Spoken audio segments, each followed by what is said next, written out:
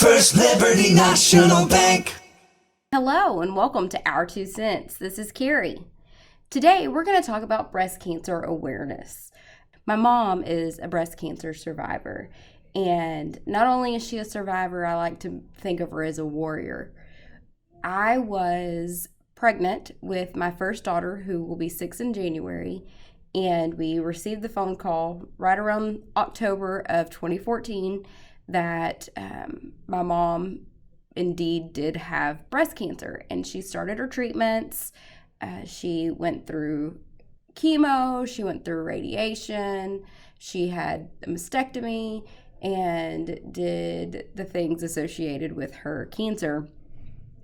What many people don't know is I had a baby shower at our church, and it was January of 2015. It was the beginning of the month, and it was on a Sunday, and Mom didn't really go out and about around people a whole lot due to her immune system kind of being a little wonky during the time, and she was at home. She was determined to make it to the baby shower. Well, I had went to church, and as I was leaving, I got a phone call, and it was my mom.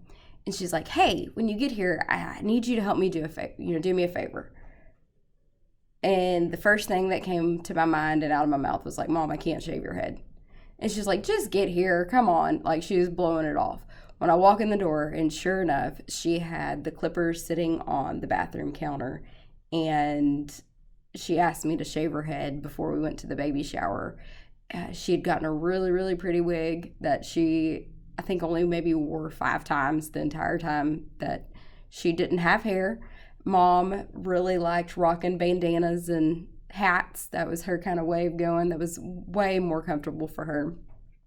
But, as a daughter, that was not really something I was ever thought I would have to experience. And it really wasn't it wasn't something that, I would want my mom to have to go through again, or sister, or friends, or cousins, or even my daughters. The very heartbreaking times in our life were seeing Mom struggle.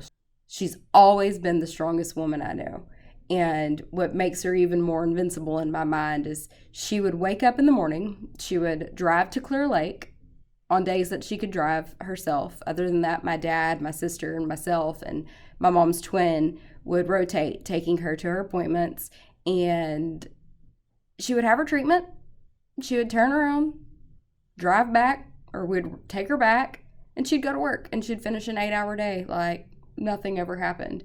It wasn't until she received the chemo that was named as the Red Devil. And everyone kind of warned us about the Red Devil. Not everybody has to take it, but sometimes you need it because it's a little bit more aggressive. And that would be the day that she would go kind of relax for a little bit at home and then wake up the next day and go to work. I can say I can sit here and, I've watched her, and, in my weakest moments, myself, I'm not sure I would have been as strong as she was to get up and carry on daily routines of life. And the cancer Mom got was one at her age that she shouldn't have gotten it. Her diagnosis wasn't within her age range. And so the doctors tell us all the time, although mammogram ages start at age 40, it's very important that my sister and I go ahead and start getting mammograms now, even though we're not quite 40 yet. And not only that, the type that Mom had, we actually have to undergo ultrasound mammograms, I guess you would call it, as opposed to the traditional mammogram. Certain types of cancer, while are detected on normal mammogram machines, there are some that they're a little bit harder to read. And so if they see things, then they'll go ahead and push you over to an ultrasound and go dig a little bit deeper. After my daughter was born, my mom came up to the hospital the night that I had my emergency C-section, and she stayed. She got to see Hagen. We were so excited. She got to love on her. The next day, she had treatment. So they went home. She took a nap, went to treatment. They had to do blood count, and her white levels were too low. And her doctor told her, you can't go back up to the hospital. So I am so thankful for those couple of hours that Her and my dad rushed up to the hospital to be able to see my daughter because we weren't actually able to see my mom because of the immune system situation for almost 3 weeks after my daughter was born. And there's a pretty big age gap between grandchildren. My nephew, who is a teenager, he is 13 years old, and then my daughter, who's 5, going to be 6 in January, that's a big gap. So she was getting excited to be able to have those, newborn baby moments, and cancer kind of took that away from us. And it hurts my feelings, more for my mom that she didn't get to have that time. But now that we look back on it, that was just a blink of an eye of time. And I'm so thankful she's gotten to see and be around both of my daughters, my niece and nephew, as well as our entire family. She's the warrior. She survived it. And any woman that I talk to, I always try to tell them, the positive side of things with my mom going through that cancer. You're all going to have your own experience. Some of you are going to be more tired than others. Some of you are going to have more energy than others.